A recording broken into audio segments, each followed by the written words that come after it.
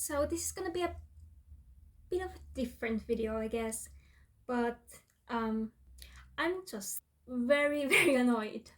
So just for background story, I've been obsessed with religion ever since I can remember, but not in a kind of fundamentalist, going to the church every single Sunday kind of obsessed, but more like read the Bible 10 times, lie in my bed staring at the roof thinking about God and the universe and why everything exists and what is the meaning of life obsessed.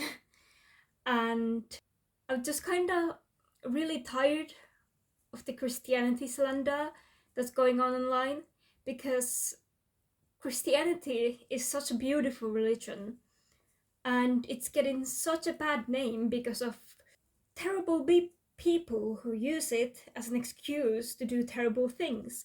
Like most things that people associate with Christianity are literally the opposite thing of what a good Christian person should do.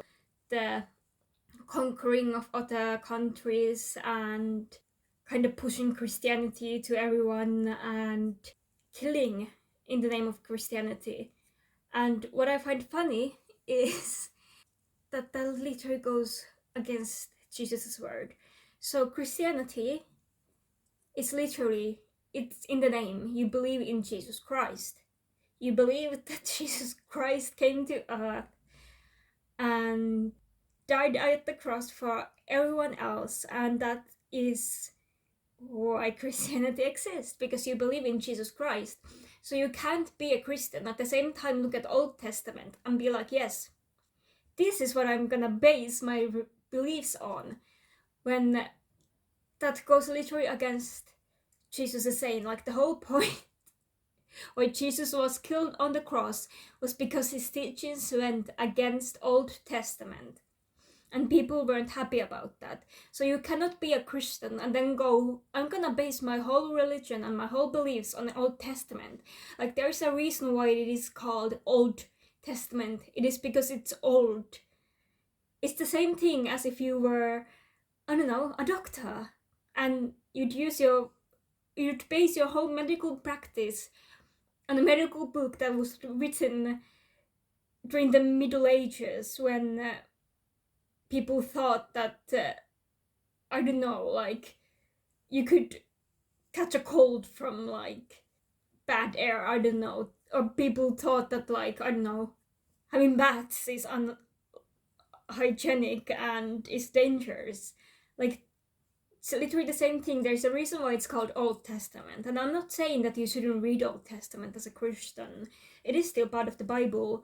But I'm just saying that you shouldn't base your beliefs on it. And any Christian who bases their beliefs on Old Testament or uses Old Testament to say that something that they're doing is right it's not a Christian, because you can't be a Christian and at the same time think that the fact that Jesus died on a cross didn't change anything. You can't be a Christian and believe that the Old Testament times like are the same as the time now, because the whole point was that Jesus came to earth and he changed everything. So you can't be a Christian and use Old Testament as the basis for your belief. And I think Old Testament still has its place in Christianity, but it's there as a warning. It's there to tell us what happens when people start treating each other different, when people start saying that a group of people is worthless because of their religion or race or gender or monetary value for anything. It is there as a warning. It's there to show us what not to do, not to be a freaking tutorial.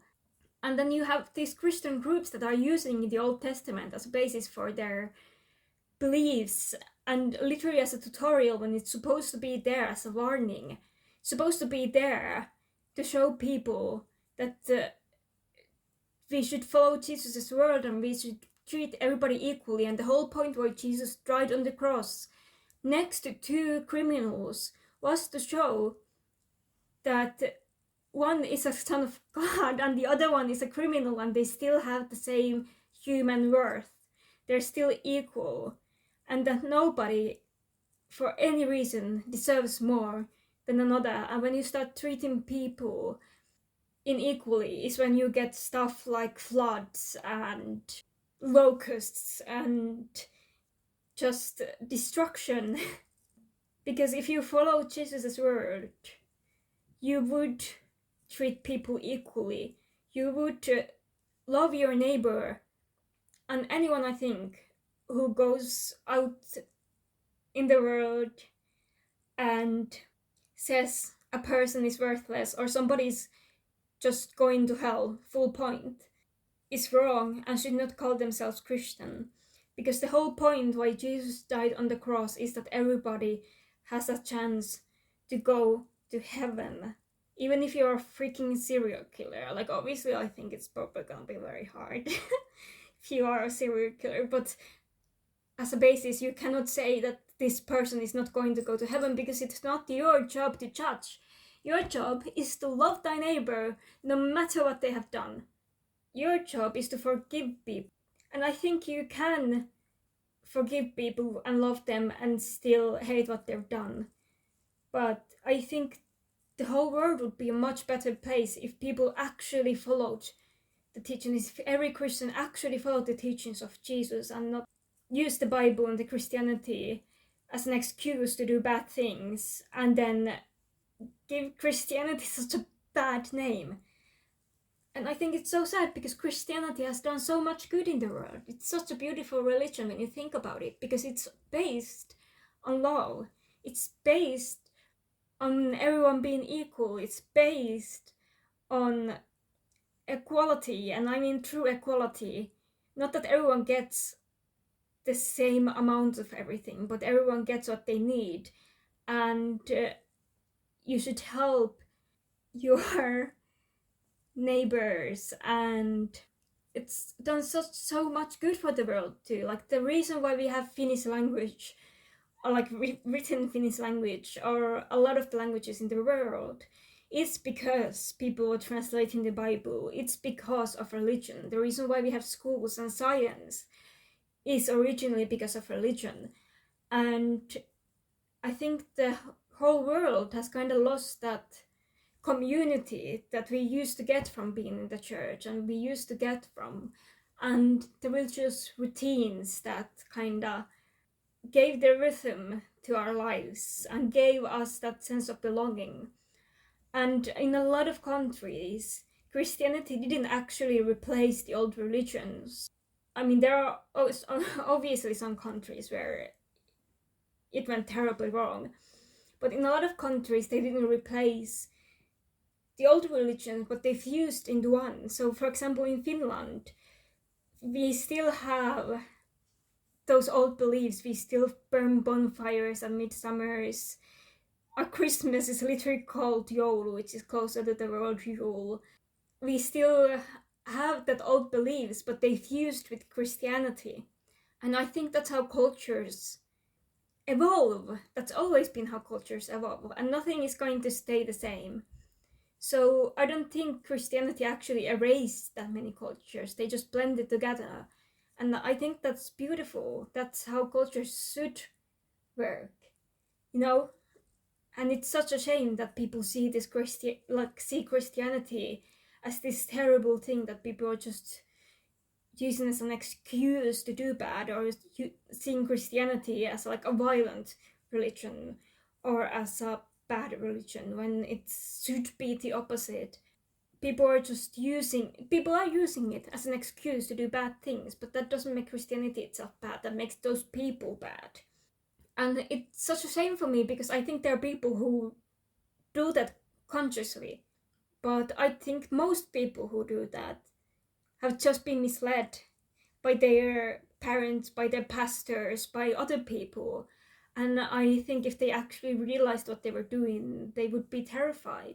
And I think it's so sad. It's just, and I have my whole theories about Christianity and my own beliefs and how that relates to the modern sciences and the modern knowledge that we have and how they can coexist together.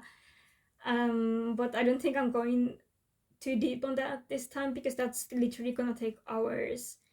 But I guess what I just want to say is stop using Old Testament as a tutorial. It's not supposed to be a tutorial, it's supposed to be a warning. And if you're a true Christian, you wouldn't be using that as a tutorial, because you must understand that the fact that Jesus came on earth and gave us all this new knowledge and died for us changed things, and the world became less cruel. So you can't use those same rules that existed during the time of Old Testament in a modern world that exists after Jesus. And stop doing that, please.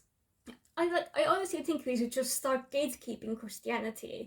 Like, instead of saying like, oh, I'm a good Christian because I really read the Bible, it should be, I'm a good Christian because instead of hoarding money for my own pleasure, I'm using it to better my community. Or instead of saying I'm a good Christian because I dress modestly, you should be saying I'm a good Christian because I don't hoard clothes. I don't use insane amounts of money to buy cheap quality clothes, but I use that money to buy good quality clothes that will last me 100 years. And then if I have extra money, I use that to better my community or to take care of other people. And I think that's how Christianity should be. And if you actually read the Bible, well, think, and that's also so wrong, because in a lot of Christian cults or sects, they do encourage you to read the Bible, but they don't actually encourage you to think. They don't encourage you to think what the Bible actually means, but they will tell you this is what it means. But if you actually read the Bible and thought about it for a moment, you'd realize that the main part is that how you look doesn't matter. The thing that matters in the end is how much joy and love can you spread during your lifetime, and that every choice you make should be made in order to make the world a better place to relieve the suffering of people. And that is what makes you a good Christian. And it's such a shame what has come of Christianity. And I guess I'm not blaming you if you have trauma, and then, but like, and prefer not to think about it or not to talk about it. Like, that's okay, but don't judge every single because of a bad experience you had. And if you are a Christian and you prefer the Old Testament, I don't think be able to call yourself. Like, I'm sorry, it's you might think I'm wrong, but like, if you did actually believe in the word of Jesus Christ and believe the fact that when he changed on the cross, it changed things, I don't think you Testament. I think you'd prefer New Testament and actually follow the word of Jesus Christ, and not the word of Old Testament that existed in the world before. And it's quite funny because people will like, I genuinely don't talk about things like religion because it has such a taboo. And I think it's quite funny because most people in Finland are Christian. I think it's like 68% or something of the country that's Christian, but they're what you call habit Christian, which is that you go to the church to get christened, to get your confirmation, to get married, to get buried, but that's it. And if you dare to talk about Christianity or religion outside of those topics, they automatically think that you're in some sort of weird cult and you spend your days like praying and reading the Bible, when I would actually love to talk about just religion in context of science and how they relate to each other, and religion in context of philosophy. And I also, when I was younger, I loved the Bible stories. Like, I was very bored and I loved to read, so I read the Bible multiple times. And people are always so surprised when I say that. But I feel like a lot of the people who actually use Bible to excuse their bad things have never read it, like full on. every single word in the Bible from like starting one end and ending in one end. And I've done that like 4 or 5 times, I think. The last time has been quite a while ago. I think it was when I was 16. But yeah, I used to be really bored all the time, and Bible was just something I kind of had with me because we'd use it in our religion classes in primary school. But we only had like a New Testament, which is, I think it's kind of good. Like, I think that was what you should be actually using to base most of your lessons on. And then, as I said, Old Testament should be used as a kind of backstory and as a warning, but not as a base for teaching. But anyway, so I read the Bible multiple times, and I struggled with that for the longest time, of how Old Testament actually relates to religion, because it's so different from New Testament. And for the longest time I was like, I love Jesus is my man. But I just struggled with Old Testament and how can they be so different. And I think I finally realized it is like, we've realized why. It's not because you're supposed to use Old Testament as the basis for your teaching. You're supposed to use it as a warning. You're supposed to use it as like a horror story, you know, when you tell children like, don't go to the thin ice, you will die. Like, you know, you're supposed to use it as like that. Like, you should treat people equally or you get locusts. You should not let building a tower because you want to talk to God come before taking care of your community and making sure that everyone in your community has enough to live on and has as good a life as they can. And if you have extra, you should give it to others. And that doesn't, because I do think the purest form of love is self-sacrifice, but that doesn't mean that you should starve yourself to give others food, because, you know, like they say, like if you are in an airplane, you should put on your own oxygen mask first so you can help others. And I think when I say that love, the purest form of love is self-sacrifice, it's like that. Sometimes self-sacrifice means taking care of yourself first, even if you don't want to, because that means that you can help more people later on. Sometimes taking care of yourself is what you should do. It is what it is, harder. But I think a lot of people have forgotten that, and we've lost the sense of community, and that's why people think they can just hoard money or resources and not share, because they've lost the connection to their community. Or they have a community, but it's all similar people who have money, who have that sort of thing. And that is like exactly the opposite of what Jesus preached.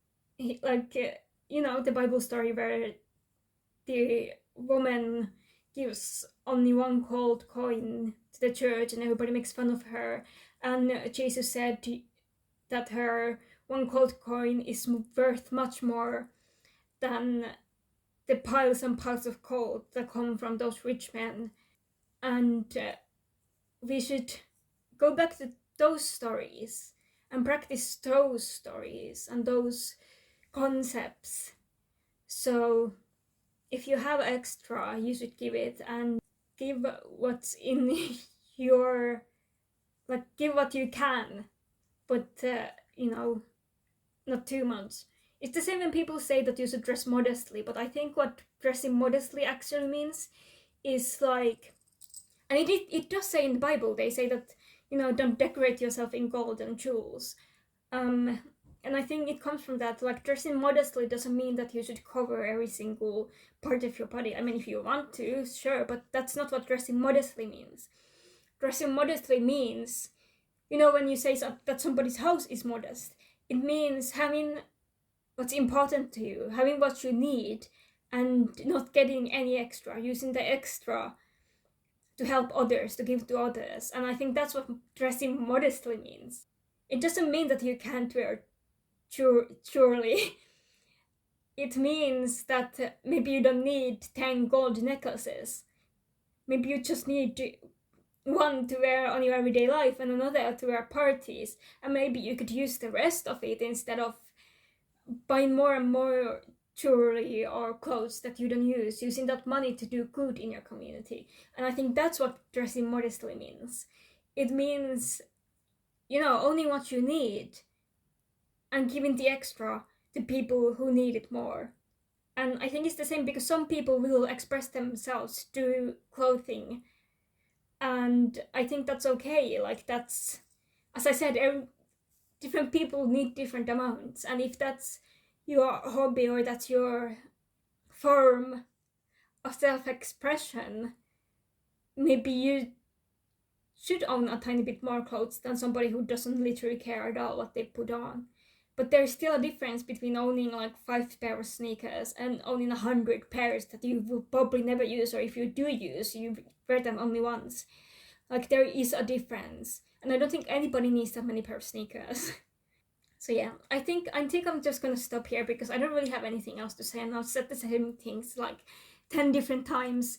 But yeah, like I literally think we should start gatekeeping, like, because it's such a shame, and it's so annoying that people will use it as an excuse to do bad things when they literally have nothing to do with Christianity.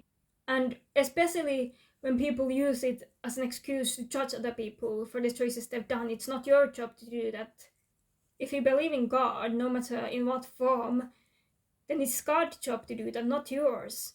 So if you're out there protesting against gay people or abortion, maybe have a think about yourself and realize that it's not your job to judge those people. You can think whatever you want. You can think in your mind that they go to hell, but that's again not what Jesus taught, because Jesus taught that no matter what you do, even if you're a criminal, you still die the same. You still are worth the same, and you were still worthy of that law.